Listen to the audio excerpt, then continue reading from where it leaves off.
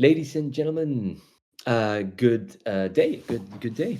Welcome back to the next episode of Shaping Agility, or actually um, SPC Unleashed, and we're today in episode 4 of season 2.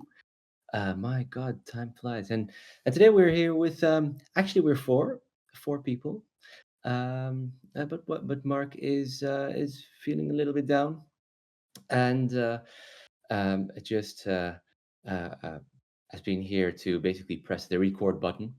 Really appreciate really appreciate doing that. Of course, he did way more. This entire infrastructure exists because of Mark's hard work. But today we're here with Nico and with Stefan, and we're going to talk about making PI plannings better. We're going to talk about making PI plannings better. The thing is, PI plannings are at the heart of SAFe. They're really all the way at the middle, at the center stage of the Scaled Agile framework, and are potentially the most known element of this framework. So, for almost 14 years since the publishing of Agile Software Requirements, in which the framework got its shape, um, we've gained a lot of experience. Back in the days, it was called release planning, and over time, the framework itself, but also everything around the framework, and hence the PI planning, found adjustments, tweaks, and tricks to make the event better. So today we're going to talk about how to make it better. What was the context of these small adjustments that you've rolled on, and what was the effect? So the thing is, amongst the three of us, we have a combined 22 years of PI planning experience. That's immense. 22 years of PI planning experience. So we will see what this experience, the trial and errors, have taught us in setting up the optimal PI planning, and in which Nico will talk about how to adjust PI planning agenda to practical and cultural constraints to better match practical convenience. Stefan will talk about how to optimize pre-preparation, amongst others. And I'll be talking about why I'm such a fan of templates. I don't know why. I don't know why. But let's just start with the true passion, special moment, surprise, challenge, and I'm going to start with Nico. I just thought while you were talking, there's a nice saying: "There's no magic in safe except PI planning." So I really love this magic. So I prefer having a stressful PI planning, but at the end something magic happened instead of just a pre-recorded show. So really everything is clear and you're just there on stage and just doing a theater. I really prefer being less prepared or not over prepared, but still be prepared and having really a kind of magic, kind of stress. Yeah, having really this magic thing. And Yeah, I'm yeah, yeah, picking yeah. it up. I'm really picking it up, Ali. Exactly. It's really for me where and when the magic happens, right? Not because of tools or maybe templates. We'll talk about it, right? Or processes. It's a social system gathering, and we show how we work, how we behave. You as people, you as human being, you show your true face, right? You can hide behind processes or whatever, but PR planning is the moment of truth, and I really like it. That's for me. That's the main reason why Safe works. PR planning, bringing people together, getting this alignment, and always. And I must say, the last 8 years, always something magic happens, no matter what. But we probably will talk about it. Yeah, yeah, yeah, yeah. The thing with magic, the the magic element of the PI planning is that it's such a moment to, I don't know, mobilize so many people and to really make something of it. To step away from, let's say, boring standard day-to-day life, behind your desk, but to really, have an anchor point in the quarter in which we're doing something slightly different. So that's what I would like to kick off with, because over the years, we've learned what worked and what didn't work. Um, but it's still a PI planning. So it's still, we're still trying to focus on making sure that collectively somehow we can we can have a good result so that the PI planning is effective. So I'll look. My question to you, gentlemen, um, thinking about effectiveness, how to make PI planning effective.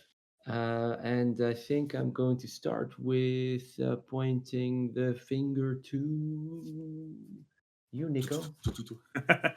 Yeah, I would like to go a little bit broader because it's not only the PI planning. There's a lot of work before, after the PI planning, but also before.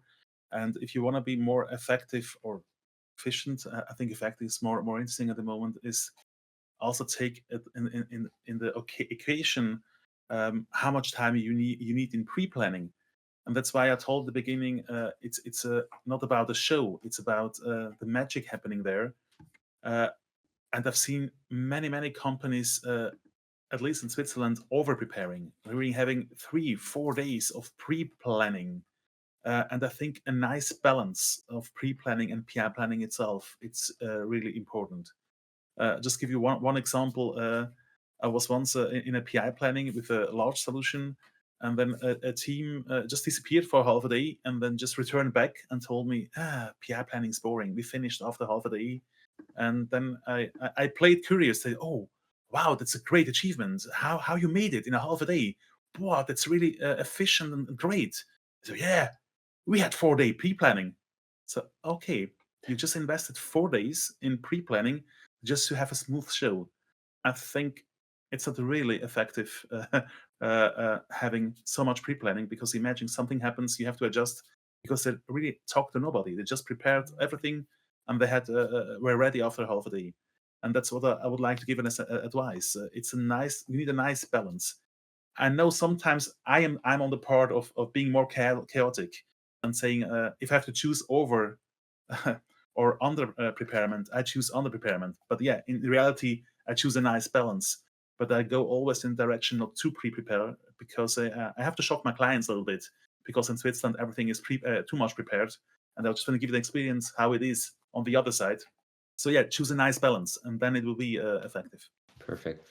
It's uh, finding this balance between pre-planning and the actual event itself, because otherwise it just becomes like a sprint filling exercise, which is, Yeah. that's not what it is. Yeah. How about you, Stefan? It's really interesting.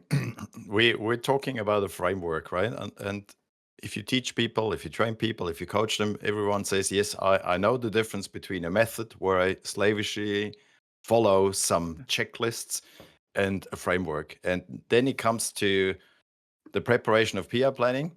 And no matter how you are set up, you might need some pre-planning with other arts. You might have some important dependencies arising during the preparation time. You're looking at the features, you're looking at your art backlogs, and all of a sudden people start, as Nico said, the PI planning before the PI planning. And that's one of the big pitfalls. I've learned it the hard way as a coach, but also as a member of an art, not to do so. But still, it needs kind of a preparation, because if you have those dependencies, if you are aligned towards something which is much bigger than what your art is doing, and you still have a portfolio, you might even have the large solution where you need that pre-planning. It comes to certain questions that you should be able to answer, like people going into a PI planning, and all of a sudden, in the context, in the breakout session, you hear that we thought that. Thinking is good, right? But talking to each other and clarifying stuff before the PI planning, so that we are on a common ground when it comes to breakout sessions and finding solutions, is really good. That's one of the trigger questions I throw in when it comes to pre-planning. Do we have to get rid of certain assumptions to clarify what's in our art backlogs? And the second one is really more and more, I find it helpful that a dependency matrix starts arising before the PI planning, creating initial stories.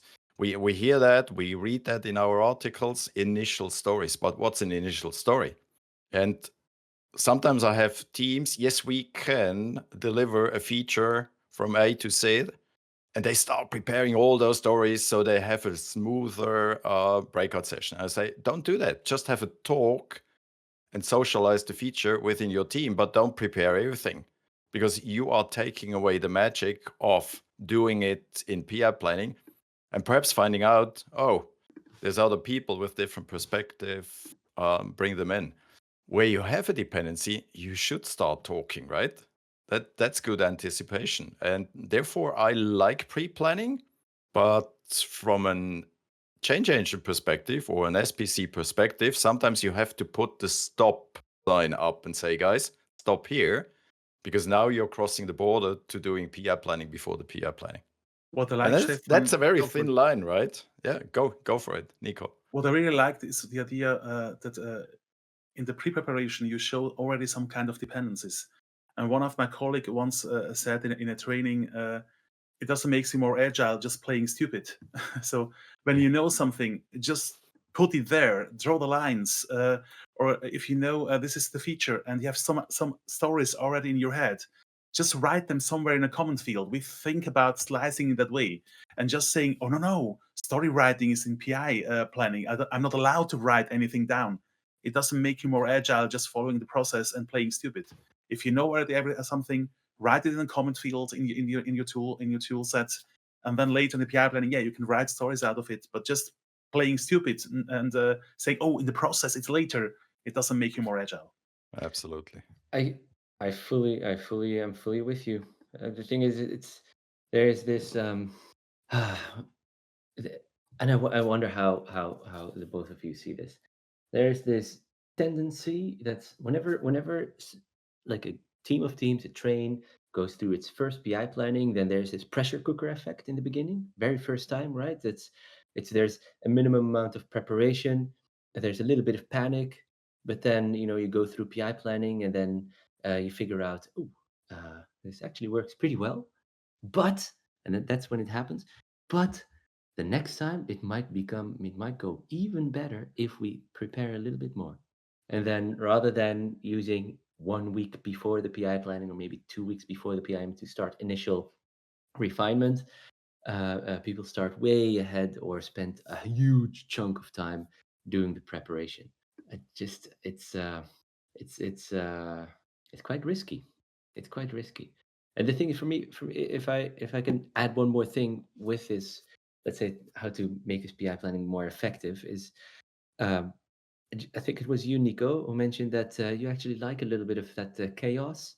Maybe sort of naturally you like to have the dynamic in an event like that, which comes with a little bit less preparation and therefore the need to walk over to each other, talk with each other, uh, uh, uh, uh, the testing assumptions, which Stefan mentioned.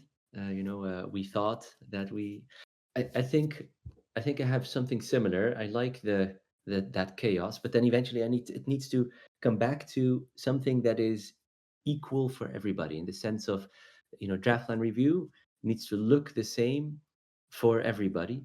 So we're all building and walking and going to the same to the sort of same end point.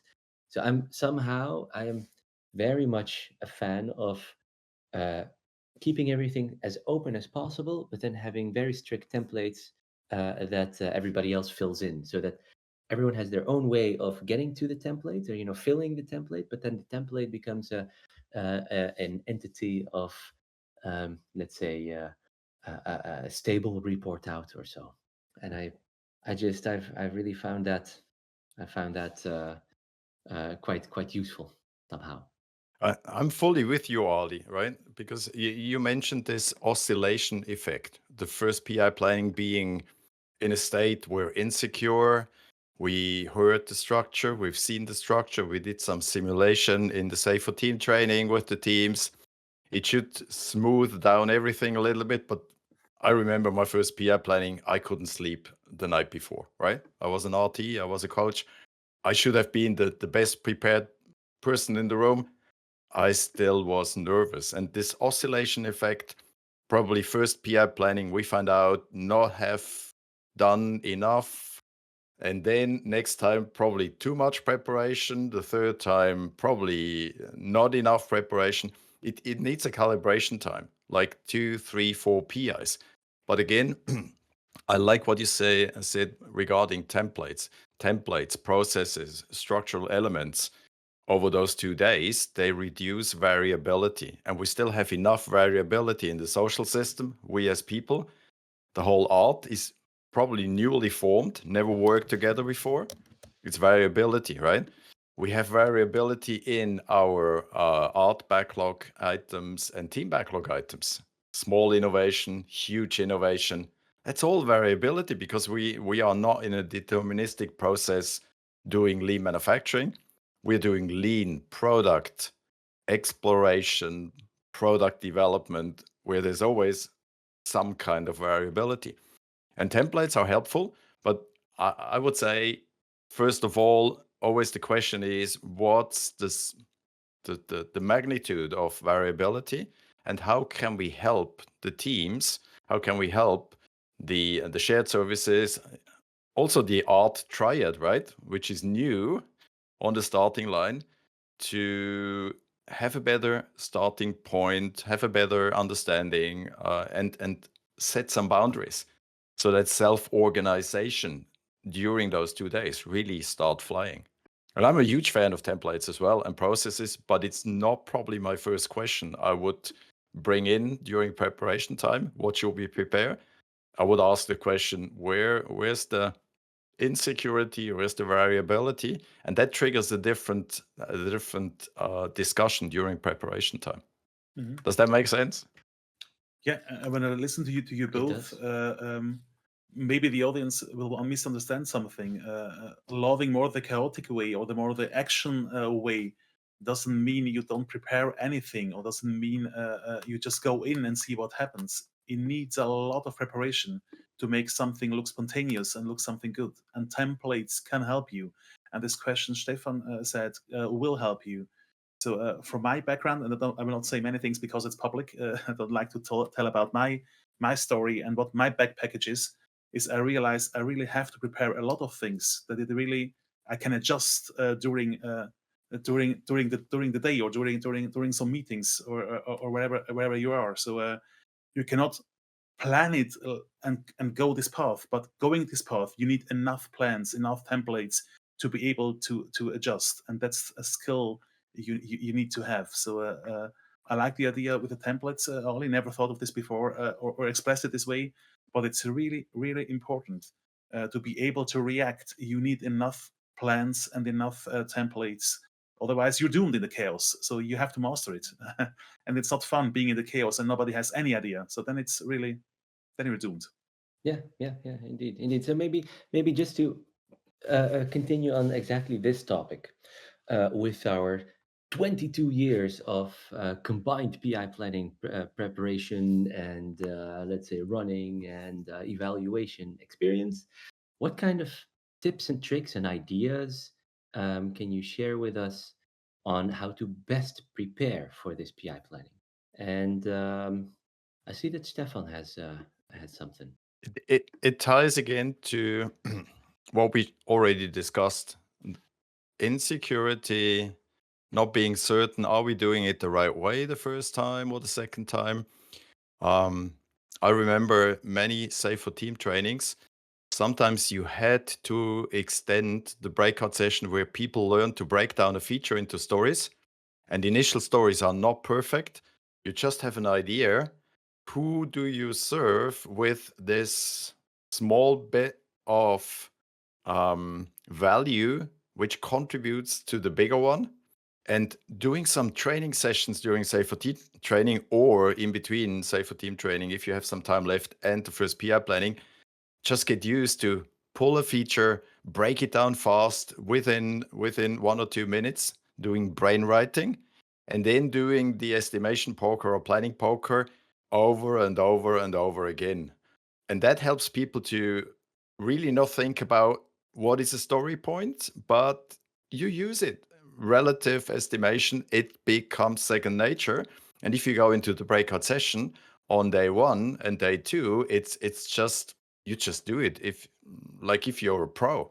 And again, that would be one of the hints. You do it probably during Safe for Team training. If you don't do Safe for Team training, I can probably say you will have some problems. Don't try to save money on the people who really do the work, only training POs, PMs, and the art roles.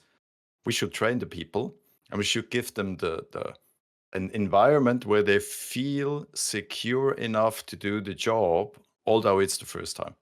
That's one of my big learnings.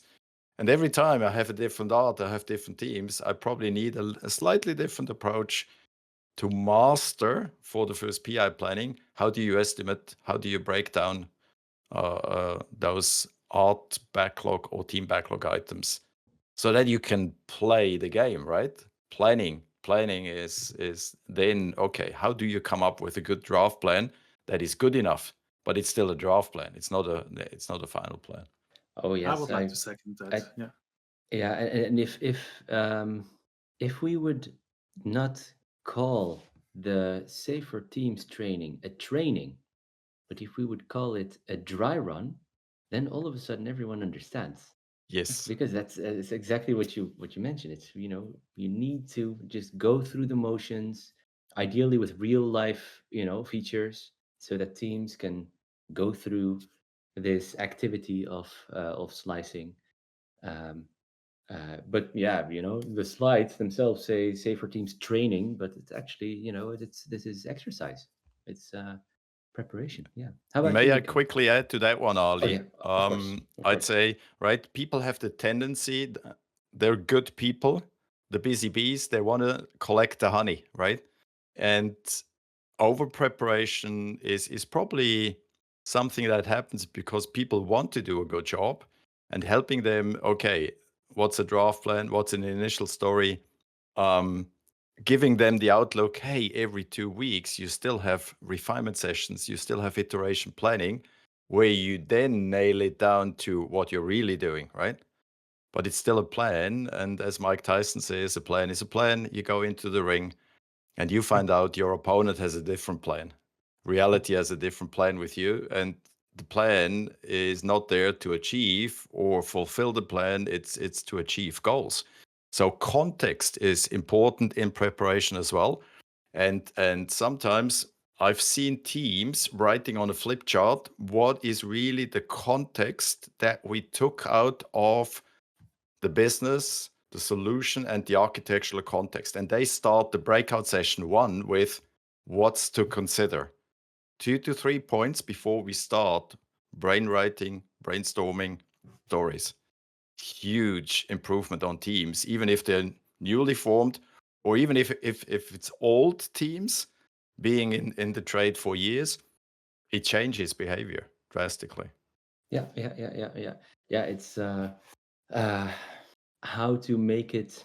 Let's say how to make sure that the event is not being perceived as some robotic process where we need to, this is what we need to do then, and it was exactly the same the last time, and then we have a moment where we need to refine. Well, we can prepare that, right? It's actually pretty tough.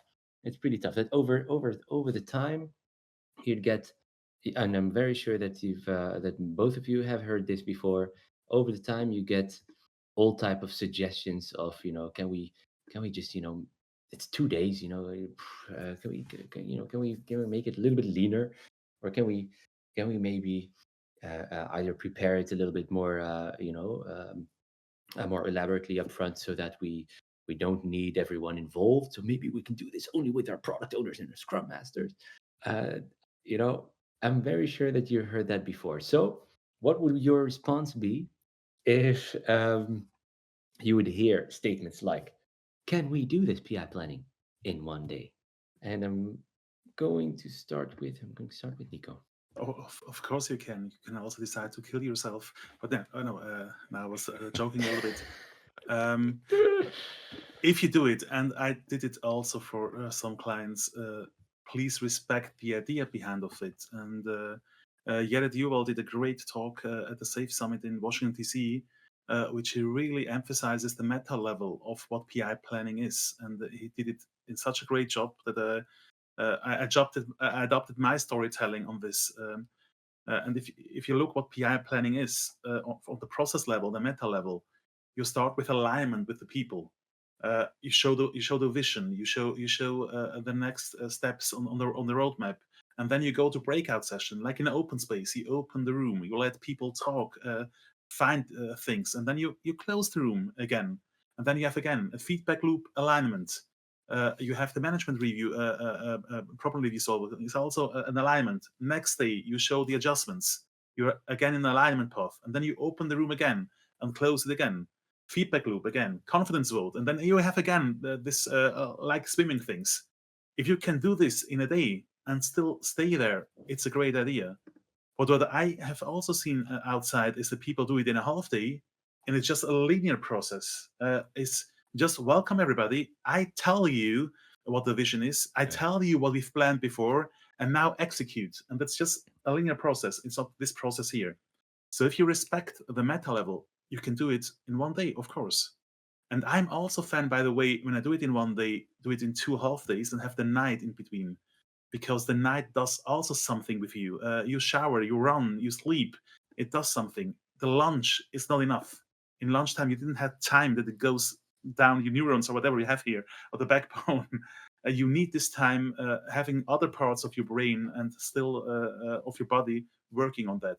So yes, do it in one day, keep the night in between, respect the meta level of the PI planning, then it's doable. But most people I've seen do it in one day, go back again to 2 days because they had too much pre-preparation before. I would Yeah, say indeed. yes, yes, and yes. Okay, why? In one of the safer team trainings, and also when I do role-based training, going through the agenda, I let the people read the agenda, and I say, okay, what do you see? What do you hear? And then people say, oh, we have to go through it. And as Nico said, no, you don't have to. But it probably makes sense. What's the sense of the different parts of an agenda? And sometimes people really quickly get it, what I want to hear from them. And some others still look at me and say, Stefan, there's the agenda. It proposes something and we are just doing it. But just doing it is not enough. Understanding what you do. And if you understand what you do in those 4 different parts of the 2-day agenda, right? That allows you to then shorten it down. And if you look even in, it's a framework.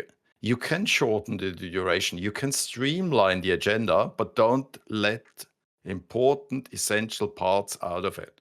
And as Nico said, I like a good night's sleep, right? Seeing small arts, or as Aim would say, trams, right? They start in the afternoon, then they finish day 1, and I also ask people, what's the goal of day 1? It's a draft plan. You want to see the skeletons being transported from the cellar on our table so that we see where are the impediments, what are the clashes, what should we talk about on day 2 if we have the planning adjustments. And I also in teaching, I asked them, because one of the slides we had we have in one of the sub chapters is, what's the goal of day 2?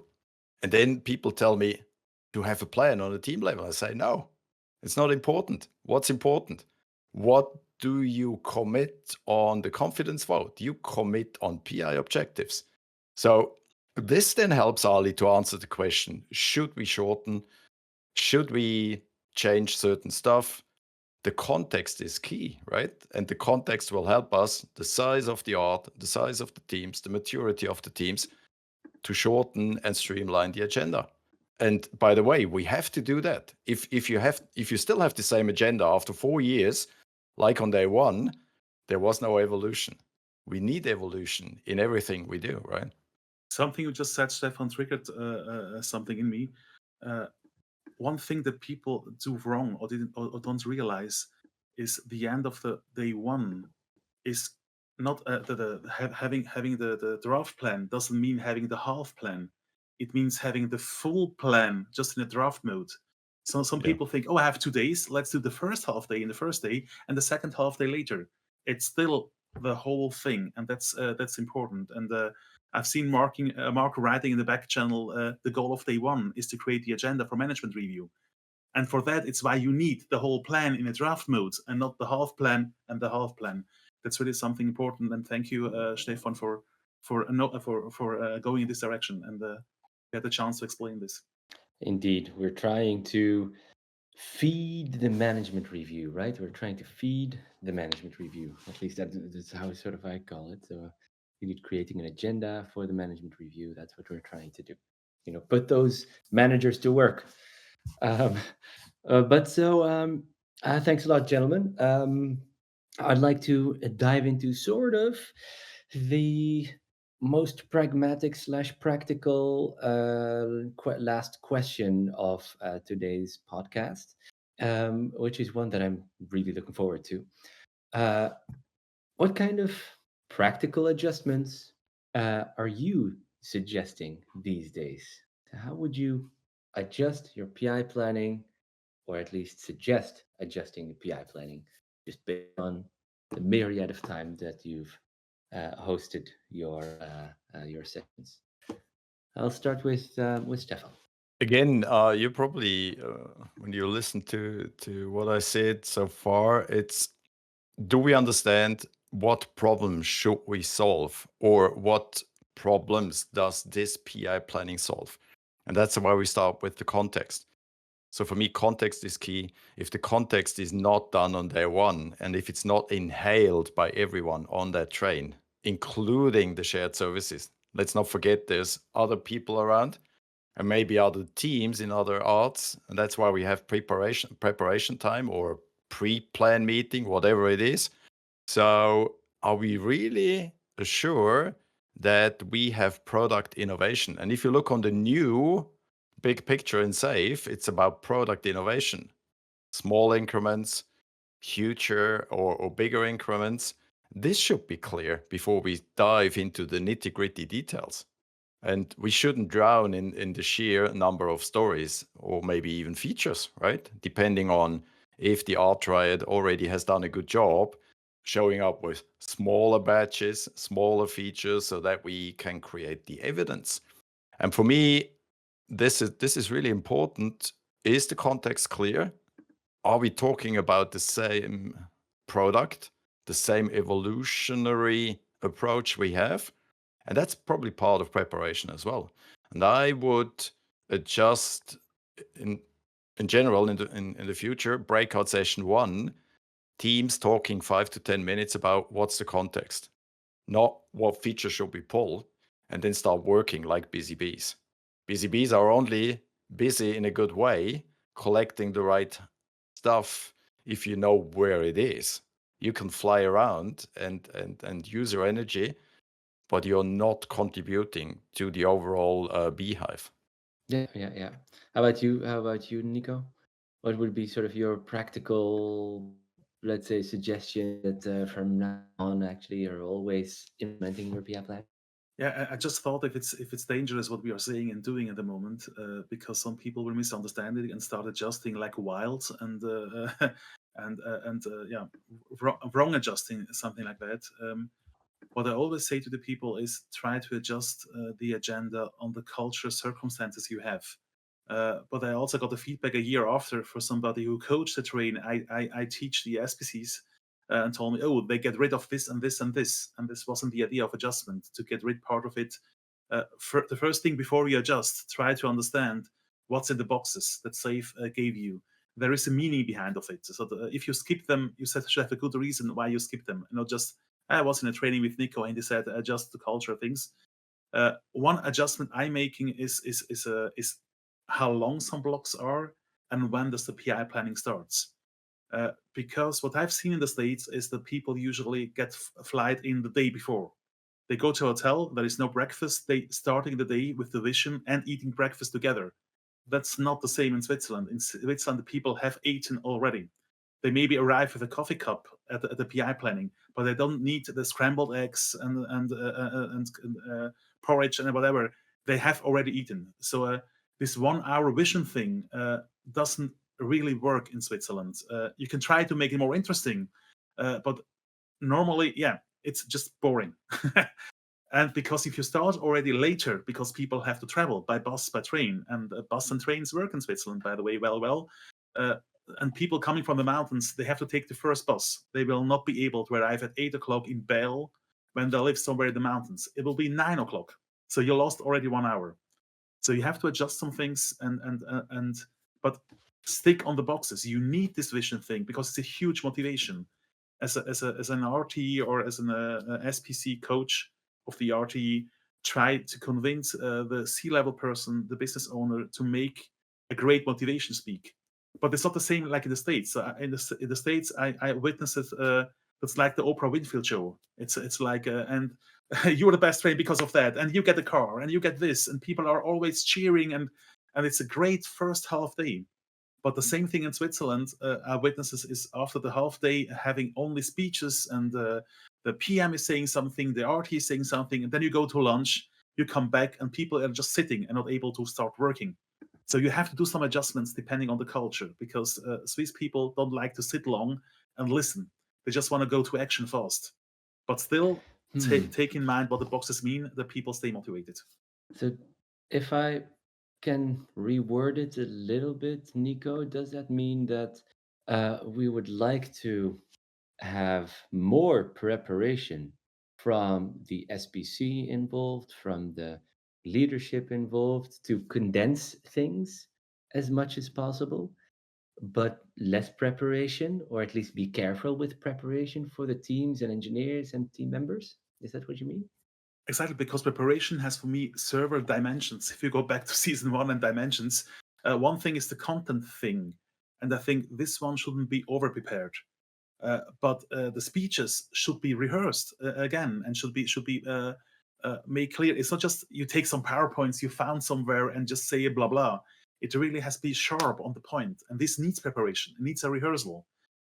Also, if I go to a different direction now, the preparation of the PI planning also has some infrastructure preparation. Buying coffee machines, organizing coffee machine, organizing lunch, organizing monitors, organizing Wi-Fi, organizing paper, boards, whatever.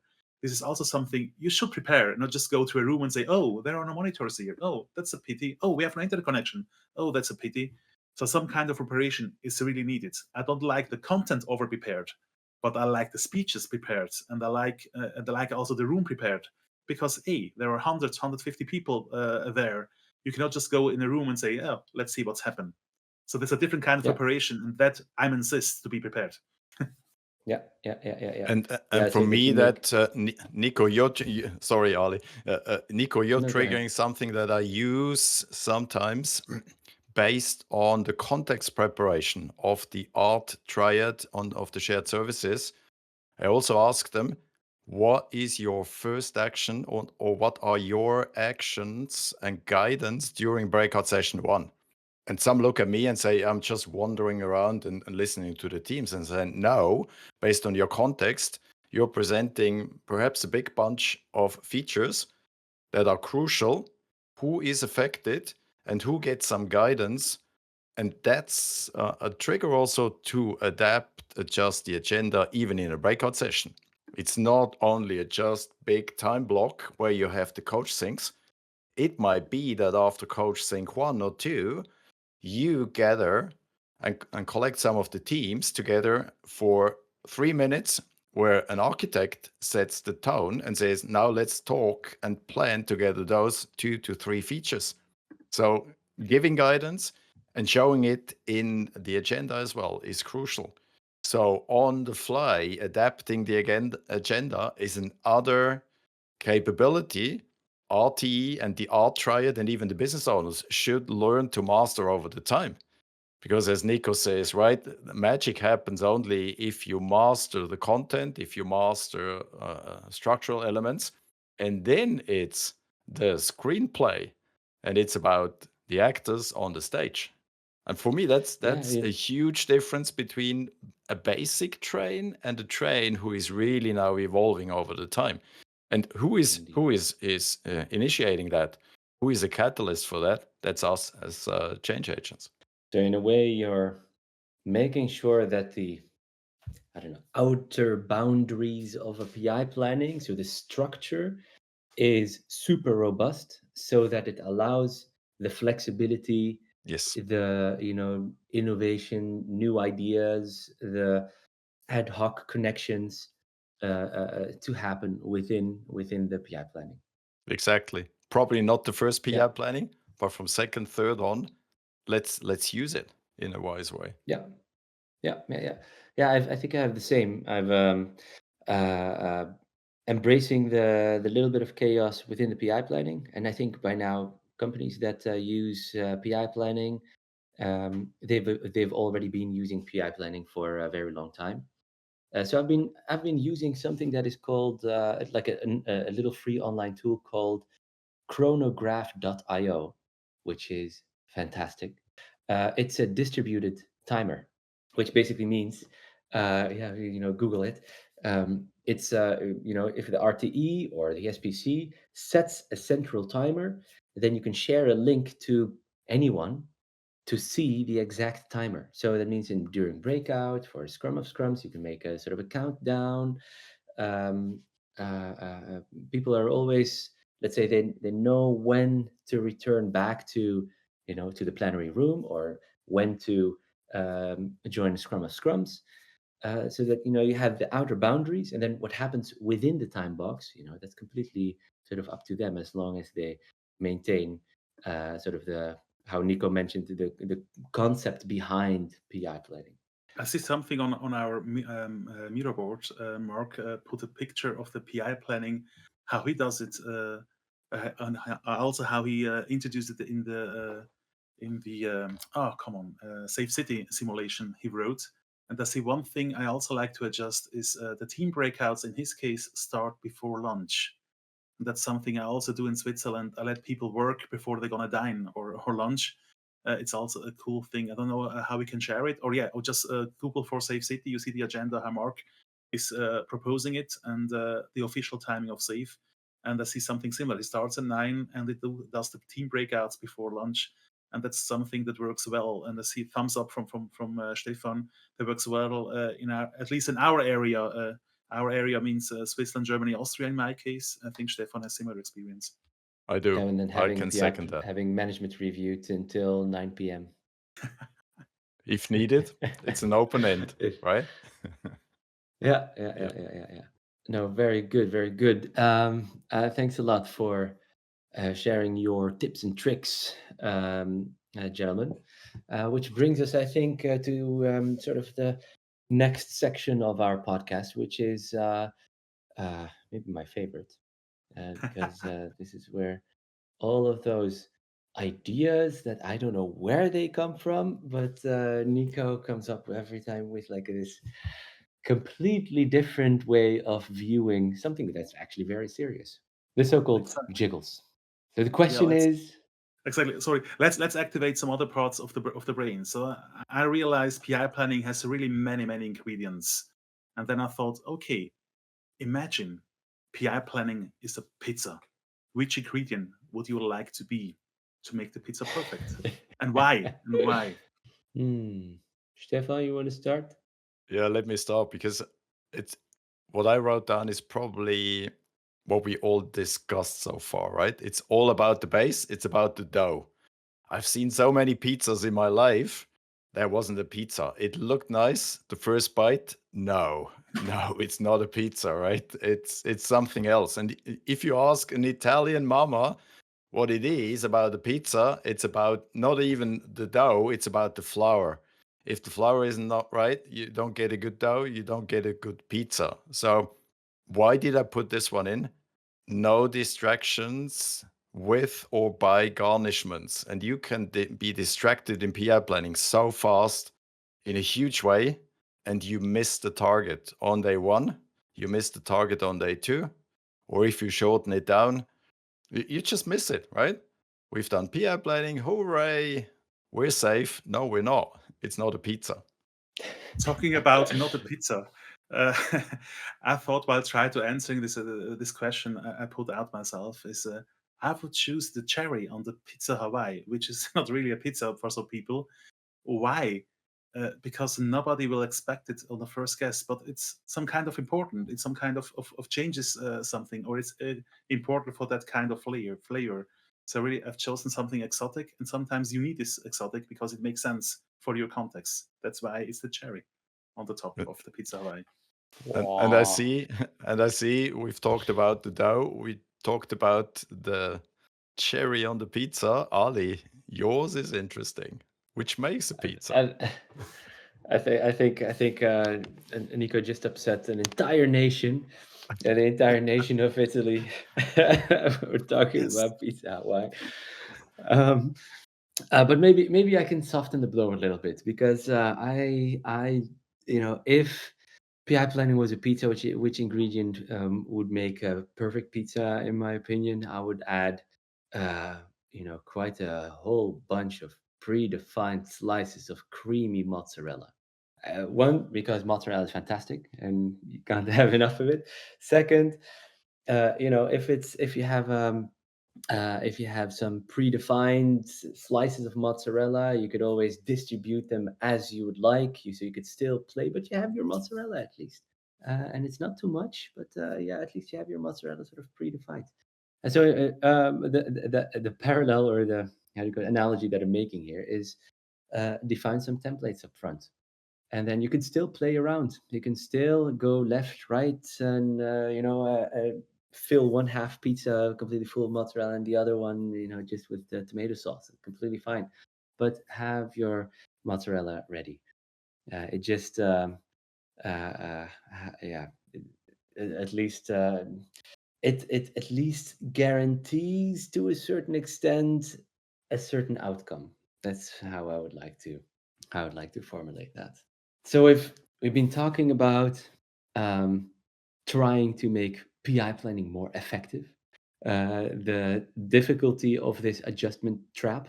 So yes, we can adjust, but it's also quite an easy statement to make. Like how about we adjust things too fast? We talked about how to prepare, or maybe not over prepare. We talked about how to make the most perfect pizza, and therefore also learn how to do that for PI planning. So if we sort of summarize all of this into just one key takeaway, what key takeaway would that be, Stefan? For me, it's simple. Do your chores.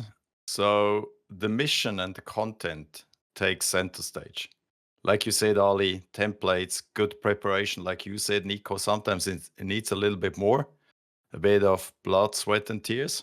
Just do it. It's not seen, but then it really pays in what happens on the center stage over those 2 days in PR planning. That's my key takeaway. Yeah. Thank you. I think I have something very similar. I call it templatize the preparation, which basically means just have define the end goal per per team breakout, which would be then the template. But then how to get there, that's completely open. But at least we're moving together, even in breakout, in parallel. We're moving together to a same sort of outcome. Um, so yeah, templatize the preparation. How about you, Nico? One key takeaway. I'm somehow ended up with the Agile Manifesto. Whatever I've wrote was always a sentence over this, and at the end I ended with handle the unexpected over the perfect show. So that's my sentence, which means again, not too much pre-preparation to having a nice show, but yeah, be able to handle the unexpected, which we learned already means some kind of preparation. So that's my sentence.